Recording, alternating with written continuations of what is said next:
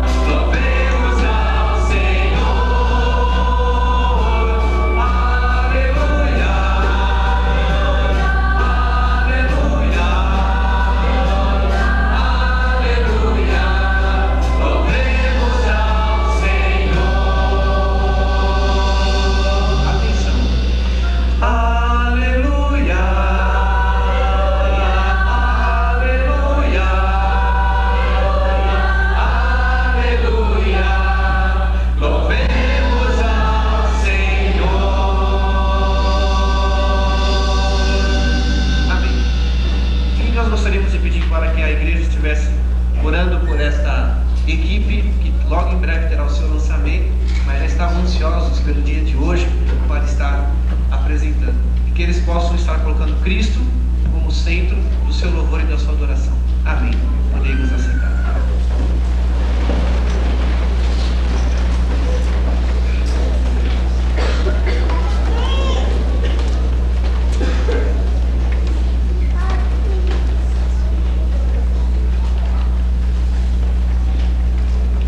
Vamos passar a mensagem agora.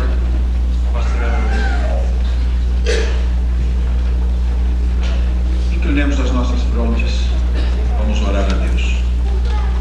Senhor nosso Deus, nosso Pai Celestial, a Tua igreja se encontra reunida nesta hora para adoração, para louvor, edificação espiritual, comunhão de nossas almas com a luz para a pregação do Teu Santo Evangelho. Estamos aqui para que Tu nos fortaleças a fé, nos renoves a esperança, que Tu nos aprimores e firmes os nossos passos para o nosso combate contra as trevas cotidianamente. É muito alvissareira a oportunidade de rever os irmãos. É muito bem-vinda esta bênção de podermos juntinhos unir as vozes, os corações, as mentes no Evangelho eterno e expressar a nossa adoração. É muito bom rever os irmãos, receber deles o calor, o alimento afetivo que tanto carecemos para prosseguir na nossa luta.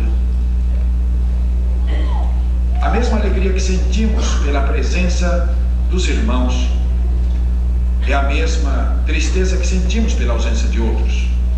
E nós queremos, neste instante, interceder pelos irmãos que não podem estar conosco nesta reunião. A irmã Sara, o irmão José, alguns outros servos e servas teus, impedidos por enfermidade ou qualquer outra razão de comparecer a este lugar, nesta hora, para esta celebração. Conforta seus corações, abençoa a saúde física dos teus filhos, levanta-os do leito da enfermidade, traz-os de volta para o convívio da igreja e suas famílias, onde eles fazem muita falta. Rogamos-te, Senhor, que abençoes esta juventude maravilhosa, que hoje à noite assume a incumbência de dirigir este culto e de participar responsavelmente, envolver-se responsavelmente com a obra do Senhor. Que esta presença deles na direção deste culto seja uma manifestação legítima, autêntica, de um desejo do seu coração de se consagrarem a Ti. É uma idade muito difícil, mas uma idade muito rica e muito abençoada.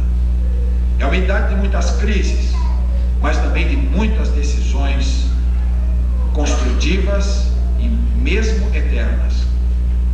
Portanto, nós te suplicamos que tomes estas vidas em Tuas mãos,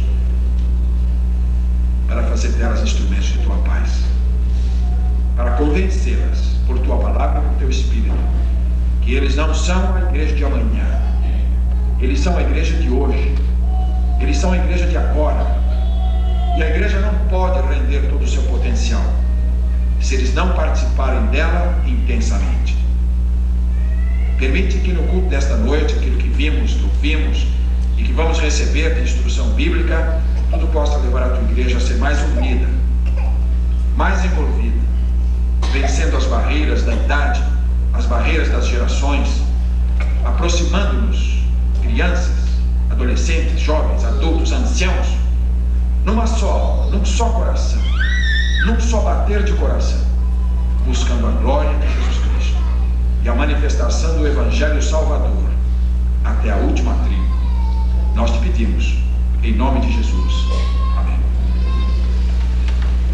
Queridos irmãos, nós vamos hoje, dentro deste espírito especial, a juventude aqui dirigindo o trabalho, cantando, fazendo ofertório, Nós vamos falar sobre isto hoje à noite. Nós vamos meditar um pouquinho sobre essa fase da vida.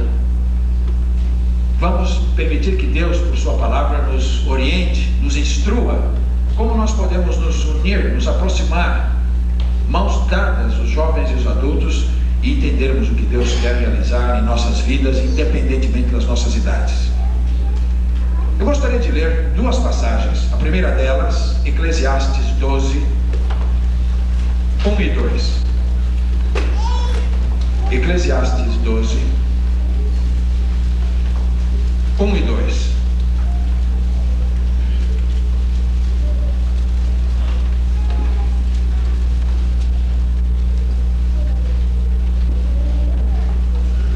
Está escrito neste texto: lembra-te do teu Criador nos dias da tua mocidade, antes que venham os maus dias e cheguem os anos, dos quais venhas a dizer: não tenho neles contentamento. Antes que se escureça o sol, e a luz, e a lua, e as estrelas, e tornem a vir as nuvens, depois da chuva. Novo Testamento, carta aos Romanos, capítulo 12, versos 1 e 2. Carta aos Romanos, capítulo 12, versos 1 e 2.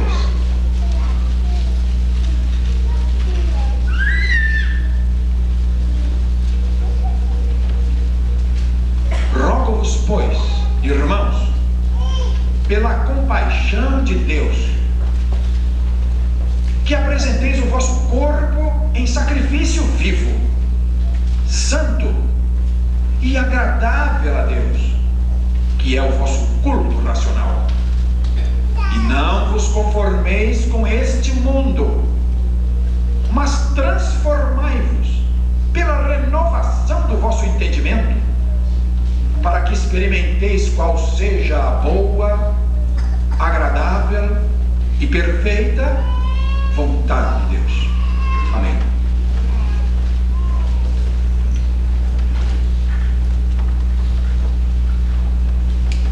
Amados irmãos, vivemos uma época cada vez mais de conflitos. Os conflitos se intensificam em todos os níveis, em todos os povos, em todas as nações e em todos os aspectos da vida. Parece que, à medida que o homem domina a natureza e se torna mais conhecedor, mais poderoso, mais culto,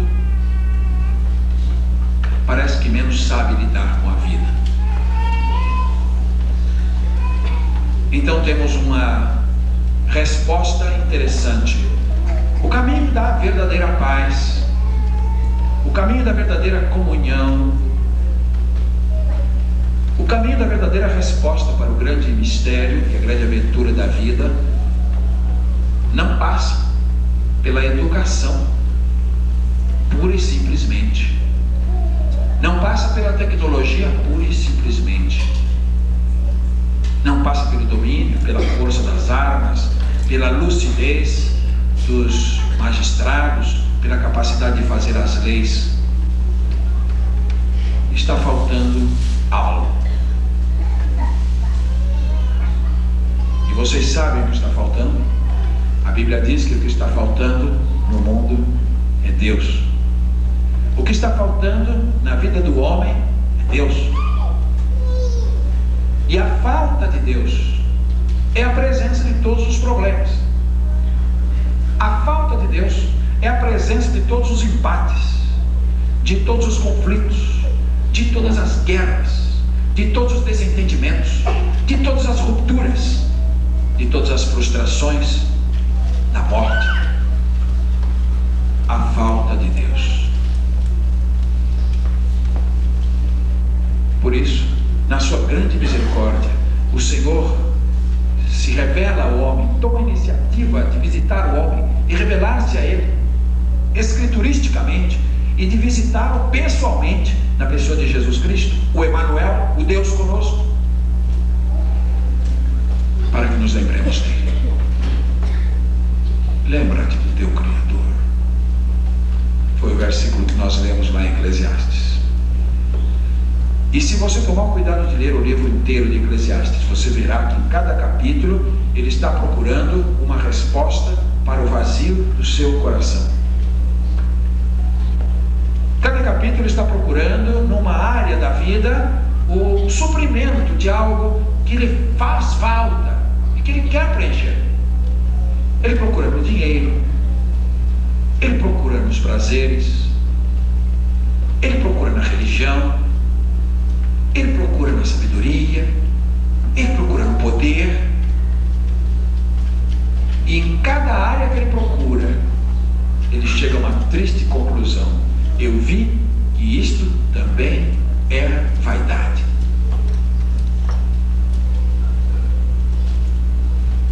Só então que ele chega no 12, depois de ter percorrido, de ter experimentado, de ter buscado a paz por todos esses caminhos, inclusive religioso, ele se lembrou que o que ele precisava mesmo era de Deus.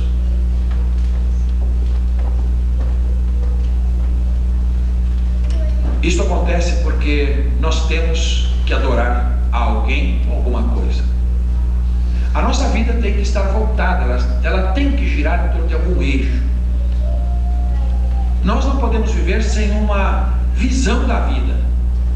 A filosofia chama isso de cosmovisão, uma visão integrada à realidade. Cada um tem a sua maneira de ver a vida, e ao redor dessa forma, dessa cosmovisão, dessa maneira pessoal de ver a vida, nós iremos agir e reagir.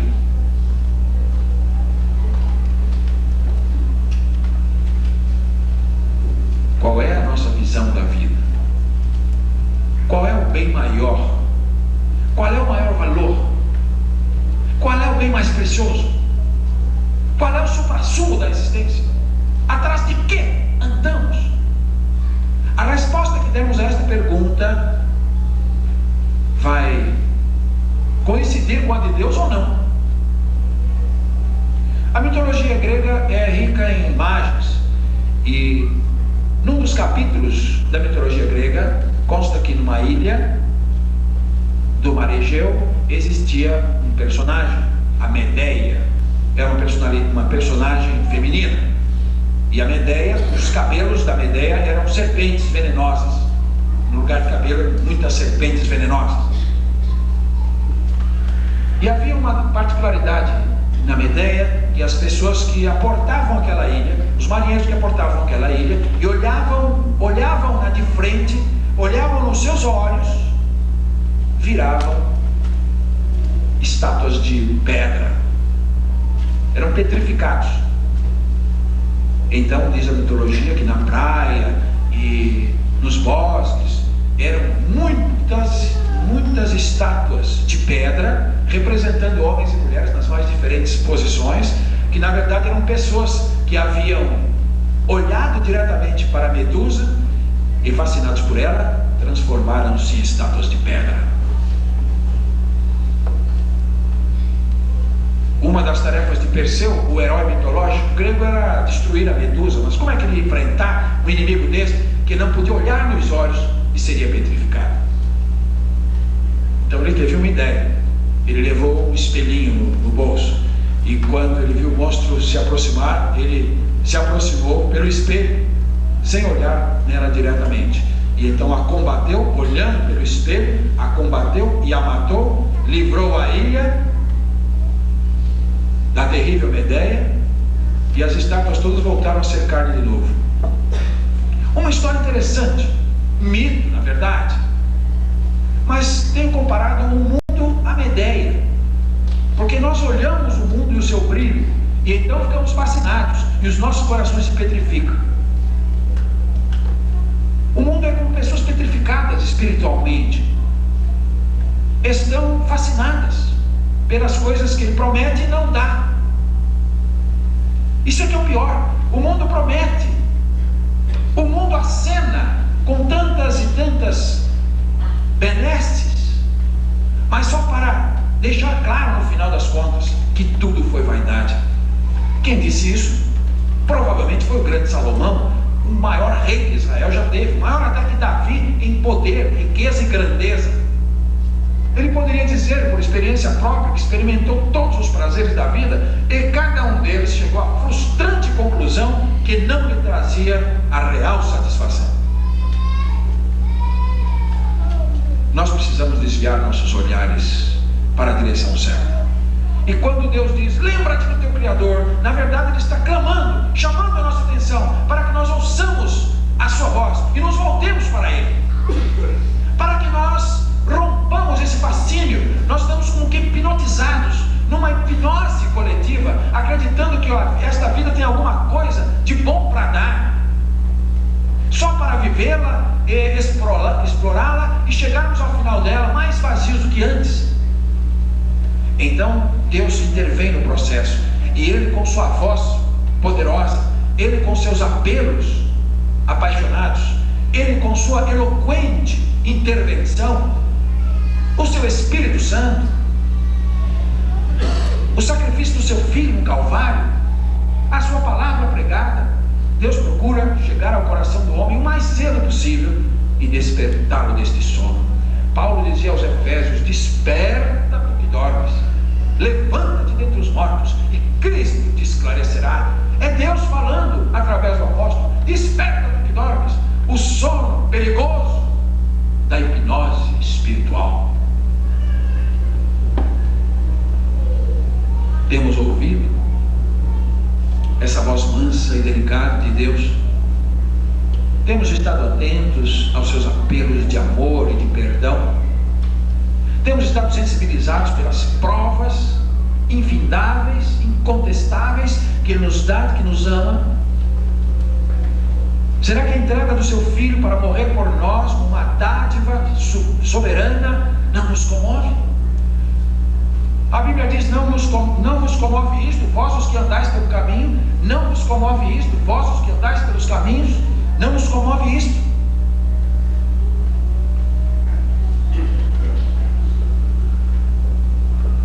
A mitologia grega nos ajuda novamente ao dizer que a certa altura do mar Adriático habitavam as sereias.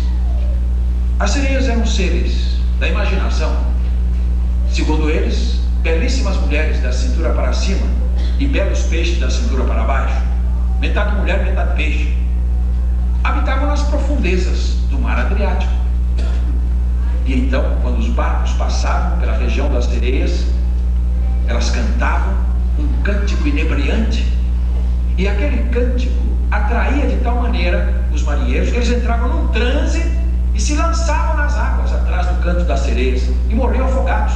Os barcos apareciam do outro lado completamente vazios, e quando isso acontecia, eles sabiam, este barco passou onde estão as sereias, e todos caíram no canto da sereia. Então alguns comandantes começaram a tomar uma providência.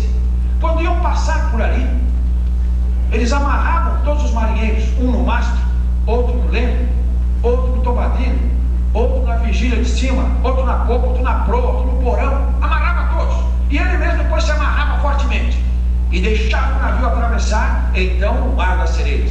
As sereias cantavam, os marinheiros se esforçavam para se atirar no mar, mas estavam todos amarrados.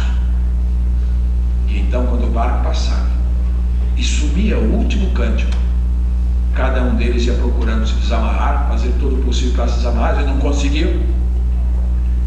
E não era raro achar navios a deriva com a tripulação toda amarrada, que se amarraram por causa das sereias, agora ninguém podia desamarrar ninguém. Mas aconteceu um fato. Um comandante descobriu uma maneira maravilhosa para resolver esse problema. Ficar solto é morrer afogado, amarrar-se é ficar à deriva. Ele descobriu que tinha uma linda voz, ele se chamava Orfeu. Então Orfeu, quando seu barco ia chegando no mar das sereias, ele pegava sua harpa, pegava sua lira e começava a tocar e cantar. E os marinheiros ficavam embevecidos com a voz de Orfeu, que era lindíssima, esqueciam das sereias. Ele cantava mais bonito que as sereias, e E os marinheiros todos cantando com eles, remando, trabalhando, sereia morrendo de cantar, não acontecia nada. A mitologia grega, quantas lições morais, éticas. A juventude precisa afinar os seus ouvidos para a voz de Jesus Cristo. Porque à medida que a voz de Cristo é mais clara para nós, à medida que a voz de Cristo é mais límpida para nós, à medida que não haja ruídos, à medida que não haja interrupções, à medida que não haja distorções na grande sinfonia que Jesus quer cantar aos nossos ouvidos, nós não precisamos nem ir na conversa do mundo, atirando-nos nas águas traiçoeiras do mundanismo, e nem precisamos nos amarrar com regras, regulamentos. Simplesmente ouvir Jesus nos permitirá fazer a escolha certa. Vivemos uma época de conflitos. Conflito de nações, homens e mulheres. Em alguns cartórios aqui de São Paulo, da grande São Paulo, já por ano é maior o número de pessoas que procuram o judiciário para desfazer o casamento do que pessoas que procuram para o casamento.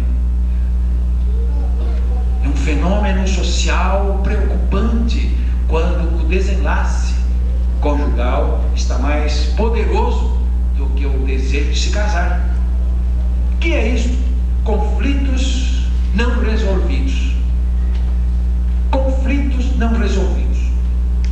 Há conflitos também entre poderes econômicos.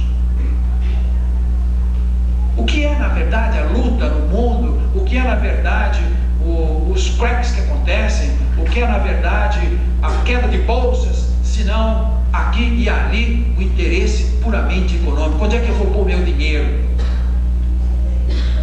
Então qualquer coisinha, no Brasil,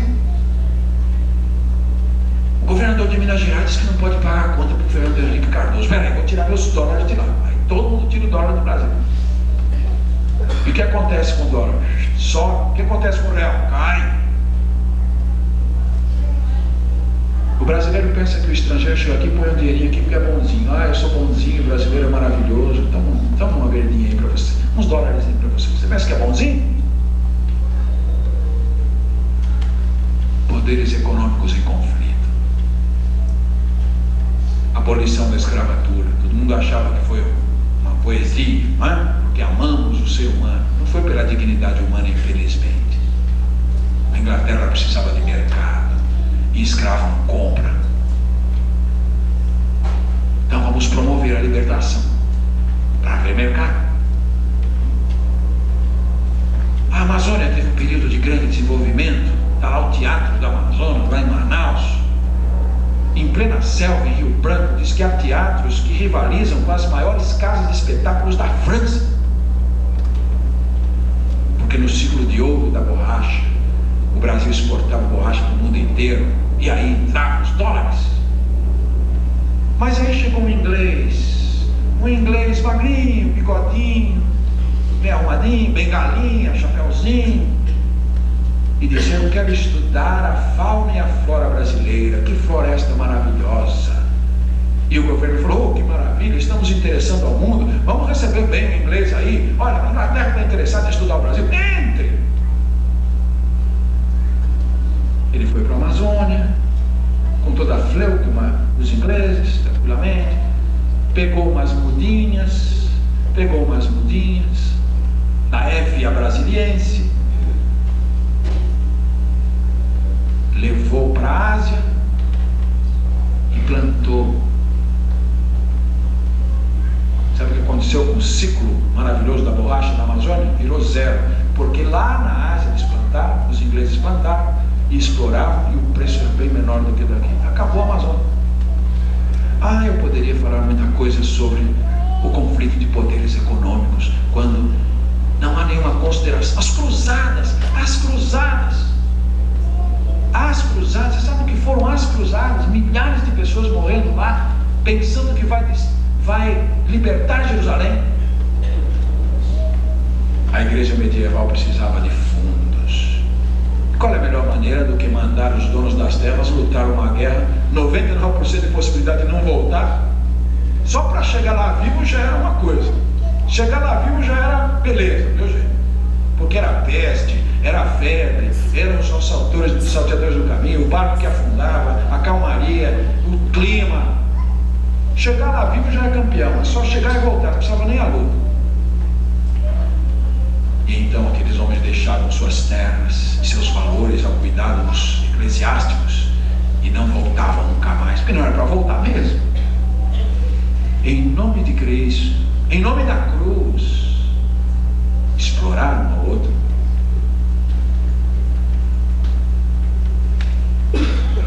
Campo das ideias. Há pouco tempo, comunismo e mundo livre. O comunismo caiu, mas agora surgem novas ideologias, o socialismo, o neossocialismo, novas ideologias que certamente vão disputar lugar de poder e de destaque no mundo. Árabes e israelenses, em Kosovo, agora na Iugoslávia, problemas étnicos, as pessoas que acham que a outra não presta, acham que a outra raça não serve, então as ideias entram em choque e os canhões vêm atrás. Mas creio que hoje temos que falar sobre um outro conflito, conflito de gerações. Temos que falar hoje que nós vivemos no nosso dia a dia, você e eu, e até dentro das igrejas, a tendência de um conflito de gerações. O inimigo quer nos pegar por este ponto fraco. Ele quer nos convencer que o jovem nada tem a ver com o adulto. Ele quer nos convencer que o adulto não tem nada a ver com o jovem. E ele quer dividir a igreja entre a igreja dos adultos e a igreja dos jovens. Eu tenho até visto em alguns boletins de igreja culto jovem. Irmão, existe isso? Existe isso? Para mim, eu não sabia que existia culto velho, culto jovem, culto bebê, culto recém-nascido. Eu não sabia disso. Eu pensei que culto é culto. O povo se reúne, independente de idade, de raça, de cor, e se reúne numa só voz, num só espírito, para adorar a Deus, num só cântico, cântico novo. Agora, culto jovem. Não existe culto jovem, existe culto. Mas o inimigo está querendo colocar esta ideia de que a igreja da ala jovem é uma igreja, a igreja da ala adulta é outra igreja. Isso não é verdade. Nós estamos tomando a pílula envenenada de conflito de gerações. Nós temos que nos opor a isso. E como igreja, nós temos que dizer não a essa postura enganosa.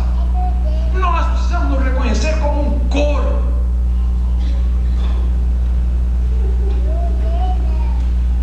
E de todas as idades, as crianças, os recém-nascidos.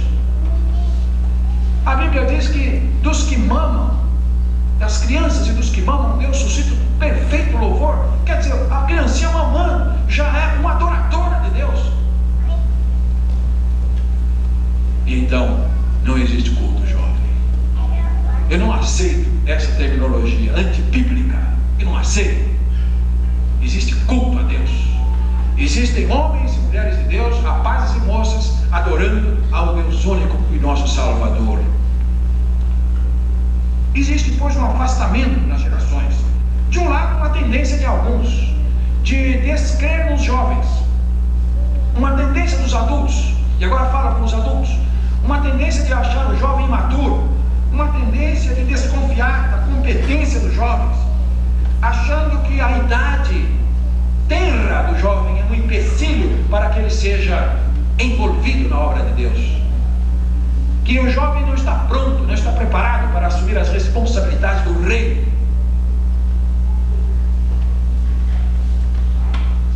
A Bíblia diz: ninguém despreze a tua mocidade. Ninguém despreze a tua mocidade. Paulo diz isso para um pastor que era novo, porque certamente algumas pessoas na igreja poderiam olhar para Timóteo e dizer: oh, mas esse garoto vai liderar a igreja de Deus, ele é novo demais. Evidentemente que a maturidade não está necessariamente ligada aos anos de vida. Um garoto de 21 anos pode ter uma maturidade mais do que suficiente para ser pastor. Carlos Spurgeon, com 17 anos, foi um pastor já muito poderoso em Londres. Ele é príncipe dos pregadores, é um batista inglês. Sua mensagem não morre nunca. Eu tenho uma coleção de 15 volumes dele. E você ler o sermão de Spurgeon é algo que você sabe que não vai passar nunca. Não vai passar nunca. Com 17 anos ele era um pastor. Então, senhores, a tendência do mais velho de desconfiar do jovem, de negar-lhe a oportunidade de acesso, de convocá-lo para estar presente nos pontos de responsabilidade, de desafiar o jovem a estar presente nas decisões da igreja, vir na igreja sabendo o que está acontecendo, dar a sua opinião, dar o seu voto do que está acontecendo. O jovem tem que ser chamado para isso. Nós temos que abrir-lhes espaço. Nós temos que dar-lhes um voto de confiança. Porque, senhores, a juventude não é a igreja de amanhã. A juventude é a igreja de hoje, é a igreja do aqui, é a igreja do agora. Esta é a juventude. Ela faz parte de um corpo. E no nosso corpo, tanto as células mais antigas como as células novas estão numa composição única para a manutenção da vida. Assim também no fluxo do sangue que corre na igreja, a juventude está aí para temperar-se com a experiência. A experiência do adulto, mais o vigor da juventude, o idealismo do jovem, mais os sonhos, mais a experiência, mais a vivência do adulto, somando-se. O jovem que viveu 20 anos, ele se aproxima de um de 50 e eles conversam os dois. E esse jovem de 20 anos pode tomar uma decisão em cima de 70 anos de experiência, 20 dele mais o de 50. Ele não precisa tomar uma experiência não amadurecida, ele não precisa tomar a experiência de um jovem de 20 anos, ele pode tomar a experiência de uma pessoa de 70, unindo a sua à do de 50. Então é por isso que o inimigo quer realmente nos separar, porque quando ele faz isso, ele desprestigia o jovem, e quando ele faz isso, ele enfraquece o adulto. O que é de uma igreja sem uma juventude? Uma igreja que não tenha jovens é uma igreja que precisa parar, orar muito e ver o que está errado com ela. Alguma coisa está gravemente errada. Não é possível existir uma igreja sem juventude. É como um jardim sem flores.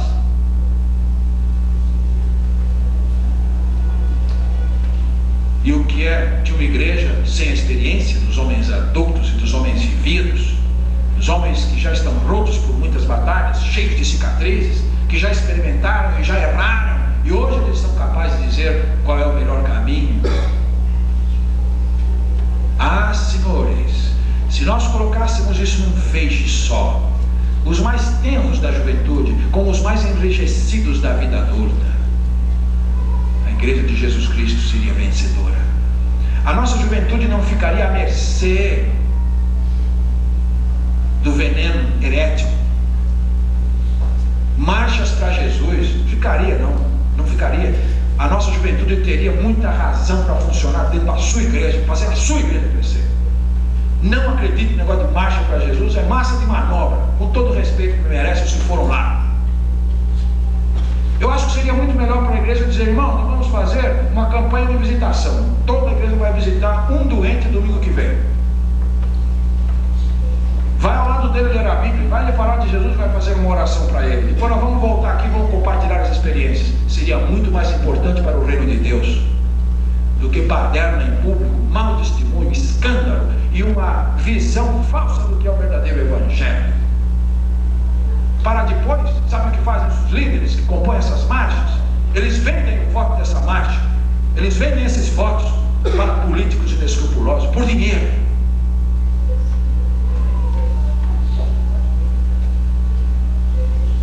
Vamos envolver o jovem no trabalho da igreja local. Jovem, na igreja local você é gente. Na marcha para Jesus você é número, certo? Na marcha para Jesus você é um número anônimo, você não é ninguém. Mas na igreja local você é gente. Na igreja local você tem nome. Na igreja local você tem responsabilidade. Na igreja local você tem envolvimento. Na igreja local você tem amor.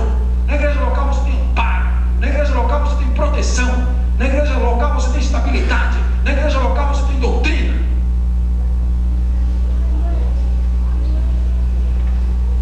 Lembra-te do teu criador, da tua universidade. Rogo, meus irmãos, poderíamos dizer rogo os jovens, apresentem os seus corpos em sacrifício vivo a Deus.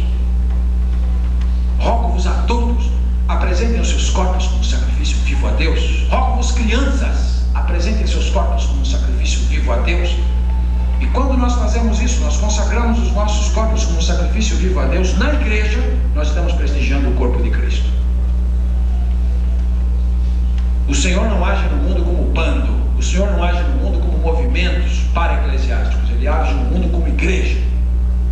A igreja é o corpo vivo.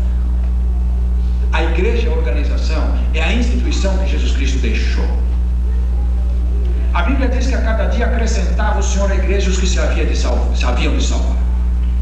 Porque a igreja local é o ambiente especial que Deus mesmo estabeleceu, Jesus mesmo instituiu. Não foi nenhum homem que fez isso, não foi um apóstolo que fez isso, não foi um pastor que fez isso, não foi uma denominação que fez isso. Jesus disse: eu vou edificar a minha igreja, eu vou edificar a minha igreja, eu sou a cabeça e ela é meu corpo. Jovem, você tem um lugar na igreja.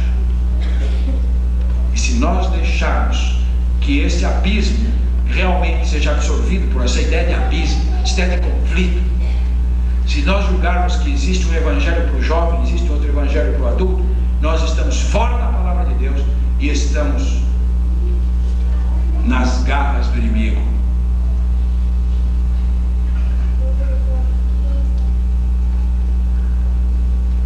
A vida é um fluxo constante. Nós hoje estamos indo, meus queridos irmãos, de adultos, nós estamos hoje nos abeberando em fontes que outros abriram para nós, como os poços de Isaac. Abraão abriu os poços e Isaac se aproveitou deles, depois abriu outros para Jacó. Então na vida é um abrindo poços, e esses poços nos abeberam. Quando nós crescemos, nós abrimos os nossos próprios poços, para que as gerações que vêm atrás se abeberem deles, e elas por sua vez abram seus próprios poços. Nós estamos numa corrente, nós recebemos uma herança, meus irmãos. Isso não veio no espaço, não veio no vazio, veio no sangue dos mártires. Esta semana eu descobri uma obra interessante na internet, The Fox Book of Martyrs, o livro dos mártires de Fox. É uma obra que fala do martirológico cristão desde os apóstolos.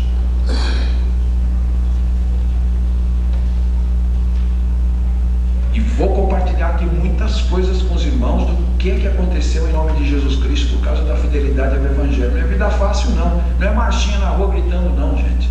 É luta contra o mal, é luta de convicções, é fidelidade a princípios, encarando até a morte. E eu descobri uma estatística estarrecedora. Nós pensamos que o negócio de mártir é do século passado, dos séculos atrás, mas eu descobri que hoje, em nossos tempos, morrem 800 cristãos por dia no mundo por causa de sua fé. Você sabia disso? Eu também não sabia, descobri essa semana.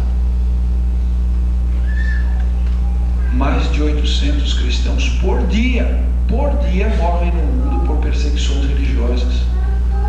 Você está disposto a morrer por Jesus Cristo?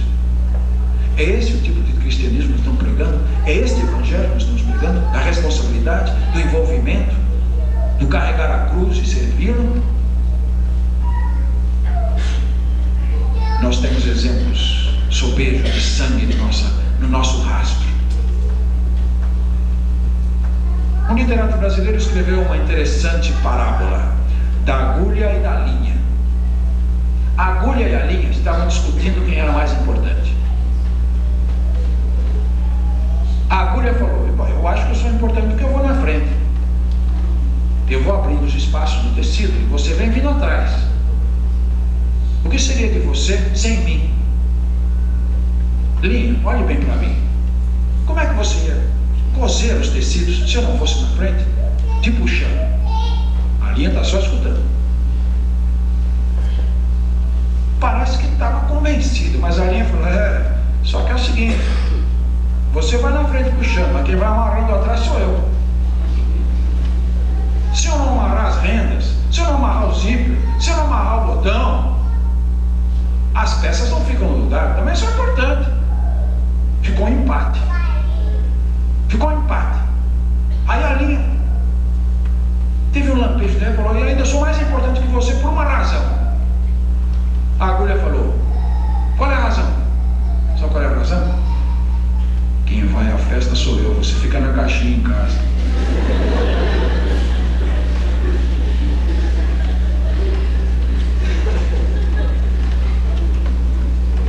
Aí tinha um alfinete de cabeça grande lá, escutando a conversa. Ele entrou no meio e falou para a agulha: não fique triste não, eu também já tenho servido de agulha para muita linha ordinária. Olha, senhores, eu acho que entre adultos e jovens corre essa mesma relação.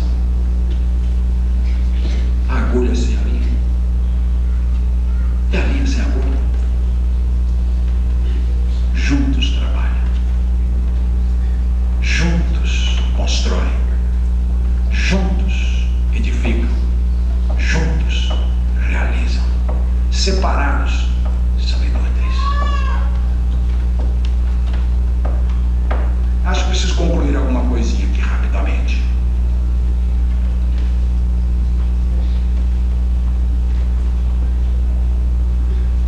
Primeira coisa. Primeira observação. Algumas observações. Primeiro, entre os cristãos, que haja pelo menos mais reverência dos jovens com os mais velhos. Mais reverência dos jovens com os mais velhos. Há uma tendência mundana, não é bíblica não.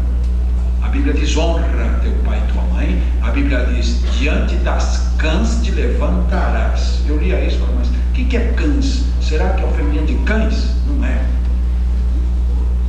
Cãs são cabelos brancos, grisalhos. Então a Bíblia diz: quando passar alguém maduro perto de você, fique de pé, levante-se. Olha que coisa. Mas o velhinho está passando lá, então eu passo no pé dele para ele cair. Não é isso? Hoje em dia é assim. É coroa, é ultrapassado, é não sei o quê. Só termos depreciativos. A juventude não respeita nem a presença de um adulto mais. Não há respeito do jovem. Ele não acata. Há uma diferença, meus senhores, no pensamento oriental com o ocidental. O Oriente, o velho é super valorizado. O velho é considerado um tesouro da família. É uma relíquia. O povo guarda com amor. O idoso lá é idolatrado. É uma coisa extraordinária o que acontece no Oriente com o idoso. A comunidade quase idolatra, porque ele é considerado um tesouro. No Ocidente ele é espezinhado. No Ocidente ele é desprezado. Falta respeito. E isso que acontece lá fora tende a acontecer nas igrejas. Os filhos não obedecem os pais. Não respeitam o pai, não respeitam a mãe. Não existe mais respeito. O pai e a mãe falou, é calado mesmo, é quietinho mesmo. É ouvir de cabecinha baixa, obedecer, dizer sim, amém. É concordar, eu estou certo. Você está certo, seu pai está errado. Glória ao seu pai. Por enquanto ele é seu pai, por enquanto você está sob a responsabilidade, a autoridade dele. Obedece seu pai, obedece sua mãe, respeite aquela pessoa mais velha que você. Esse não é o caminho do pastor Haroldo, não, e nem da Igreja Batista. É o caminho de Deus. É Deus que está dizendo. E o mundo está nesse cargo que está hoje porque as pessoas não obedecem o que Deus diz. E quando nós não colocamos em prática o que Deus diz, é como os marujos com as sereias. Ouvimos um cântico muito bonito, mas atraindo-nos para morrer. Segundo, adultos, valorizem mais os jovens. Adultos, valorizem mais os jovens.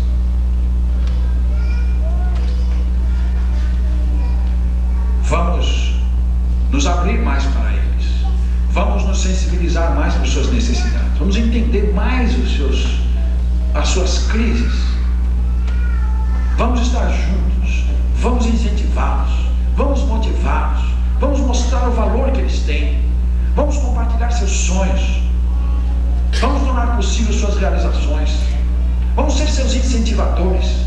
Vamos ajudá-los a desabrochar. O jovem, como qualquer pessoa, é muito suscetível a uma palavra de entusiasmo, não é? Uma palavra de ânimo. É tão gostoso você se aproximar de uma pessoa que saiba uma palavra de ânimo séria. Vamos refletir os nossos jovens, a nossa confiança neles. Vamos abrir-lhes espaços para crescer. São preciosidades, tesouros. Deus quer trabalhar essas vidas, quer fazer desse moço, de uma dessas moças, ou de todos eles, bênçãos em suas mãos. E às vezes nós adultos os deixamos de lado, não levamos em conta os seus sentimentos, não nos apiedamos de suas lutas, não somos simpáticos às suas fraquezas, não sabemos motivá-los, não sabemos fazer pontes, não sabemos tributar-lhes confiança, eles não sentem que confiamos neles. Terceiro, que entre nós possa ser vencido o afastamento. Que entre nós possa ser vencido o afastamento. Vamos nos aproximar. Os astrônomos descobriram que o universo está em decadência. E descobriram que as galáxias estão se distanciando umas das outras. Isso nos leva a duas coisas. Primeiro, nos leva ao começo. Houve um começo quando tudo esteve junto.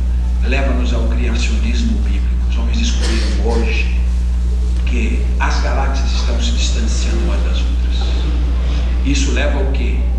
A degenerescência, a decadência. Primeiro mostra-nos um começo glorioso, quando tudo estava junto, e Deus criou tudo harmonicamente, e o pecado fez a grande separação, não só espiritual, mas a grande separação também física. O universo está em decadência, porque se afastam os componentes. Irmãos, o pecado afasta. E se nós estamos afastados por gerações, segue-se que o pecado jaz à porta. Nós temos que lutar contra essas tendências de nós nos isolarmos. Temos que nos aproximar, ter mais confiança uns nos outros. O jovem no adulto e o adulto no jovem. Então nós juntos fazemos o que Deus espera que façamos. Vamos reverter a situação do afastamento. Viver em comunhão, viver na igreja é viver em ajuntamento. Essa é a palavra para a igreja, é o ajuntamento, a congregação de Israel. Sabe o que é congregar? É juntar. Congregar, colocar junto. Quando estiverem 2 ou 3 reunidos em meu nome, estarei no meio deles. Reunidos. Psicologicamente, afetivamente, doutrinariamente, eclesiasticamente, socialmente, afetivamente unidos. Quarta observação: no reino de Deus não há exigência de idade para trabalhar. Essa exigência não existe.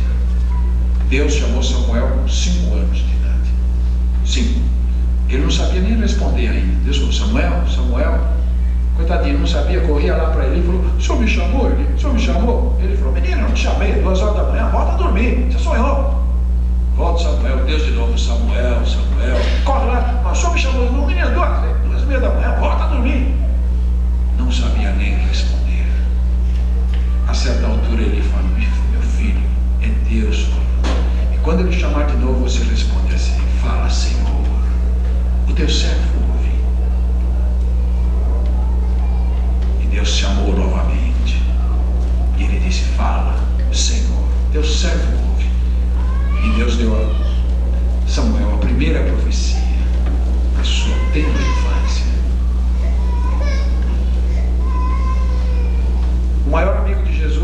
discípulo mais íntimo dele tinha menos de 20, talvez uns 18 anos. João era o caçulinha do colégio apostólico, era o mais chegado a Jesus, o mais chegado a Jesus. Veja um jovem quando bem motivado, quando um jovem se convence de que alguém o ama e se interessa por ele de verdade, ele se entrega por inteiro. João se entregou a Jesus como nem outro, nem Pedro, nem Tiago. E a Bíblia chama de discípulo a quem Jesus amava. É mais novinho deles. Paulo lhe chamou com 45 anos, já no esplendor da sua vida madura.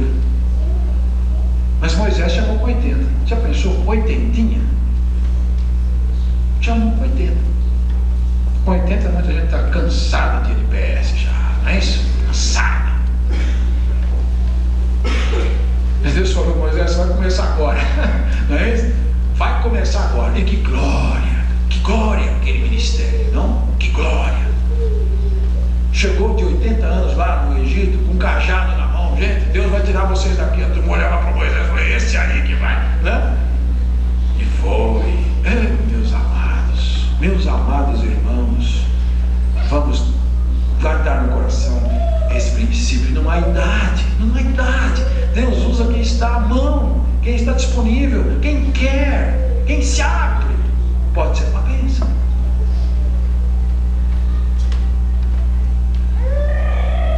Eu acho que pararei por aqui e diria aos irmãos: a nossa igreja é uma igreja abençoada. Abençoada pelo que vocês viram, que vocês têm visto ao longo do tempo. Abençoada porque é uma igreja que está firme no rumo. A nossa igreja, graças a Deus, não se tem desviado nem para um lado nem para o outro. Nós não nos temos deixado seduzir por movimentos. Nós não temos nos deixado levar por propostas de volta ao Velho Testamento, misticismo cego. Nós estamos pregando o simples e puro Evangelho de Jesus Cristo. E os jovens estão todos aí. Está vendo como não é preciso inventar nada? Não precisa inventar, Deus já deu. E a nossa igreja é privilegiada. Primeiro, ela tem um compromisso com a Bíblia. Nós não queremos saber o que os outros estão fazendo, deixando de fazer. Nós queremos saber, isso é bíblico. Essa é a nossa preocupação. Minha, pessoalmente, como pastor, a liderança desta igreja, nós estamos preocupados com o que a Bíblia diz. Não é o que pensam, o que fazem, o que deu certo, o que deu errado. Nós estamos querendo saber, isso é bíblico. Estamos firmes nesse rumo, intransigentemente ligados no que a Bíblia ensina. E Deus tem nos honrado com uma juventude maravilhosa. Na nossa igreja nós temos gente de todas as idades, de 80 para baixo. Todas as faixas estão representadas nesta igreja. Sabe o que é isso? Sinal de saúde. E essa igreja vai crescer, e ela vai crescer nessa característica. À medida que ela for crescendo, ela vai crescendo no segmento jovem, no segmento mediana idade, idade adulta, terceira idade. Ela vai crescer harmonicamente. Não é uma igreja só de juventude. Não é uma igreja só de adultos. Não é uma igreja só de meia idade. É uma igreja de todas as faixas representadas. E é nesse equilíbrio maravilhoso que nós devemos prosseguir. Firmes na roda, firmes no ideal, firmes no objetivo. Ouvindo o nosso Orfeu, o nosso Jesus, falar claro aos nossos ouvidos. Não precisaremos estar preocupados com as sereias deste mundo. Nada de amarrar o nosso jovem. Ele não precisa ser amarrado no barco. E também não vamos deixá-los à mercê das vozes do mundo. Vamos ser claros com a palavra de Deus. E então nosso Pai irá sempre pelo rumo certo. Pai amado, nós te agradecemos pela oportunidade nesta noite de compartilhar com a igreja a realidade de uma vivência equilibrada em todas as idades, o valor do jovem, o valor do adulto e maior valor ainda somados os dois. Eu te agradeço porque esta igreja tem no seu rol de membros irmãos e irmãs de todas as faixas etárias, e nós queremos crescer neste padrão, nós queremos crescer neste rumo, neste fundamento. Que o Teu Espírito Santo, que habita em nós, nos ilumine a compreensão. E que nós todos, jovens e adultos, cresçamos na grande arte da compreensão. Porque se nós nos compreendermos, se nós nos entendermos, seremos uma bênção uns para os outros e todos nós uma bênção para o mundo. É o que desejamos, para a honra e glória do Teu nome, hoje e eternamente. Amém.